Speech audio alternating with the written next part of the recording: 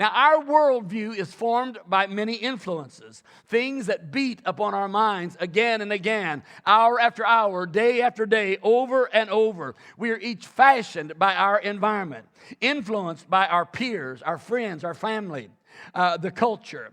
We are shaped by traditions, ideas that are handed down to us. Can I just stop and talk about tradition? We sometimes think tradition's no big deal. The reality is these are ideas and philosophies and information that came to us from the generation that came before us. We don't know where it came from. If you're not contrasting that against the Word of God, you could be living your life in an anti-God, contradictory worldview that is not going to help you when you stand before God in eternity, right?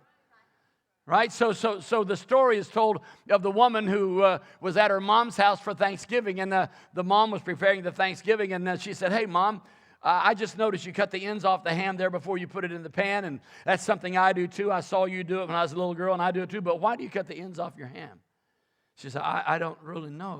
My mom always cut the ends off of her ham, so I just learned from her, and so now I always cut the ends off my ham. She said, "Well, fine. The next time I see Grandma, I'm just going to ask her."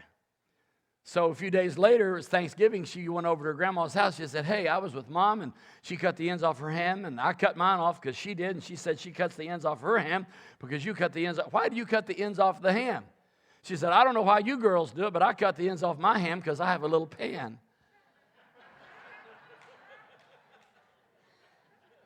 They thought it was some cooking secret.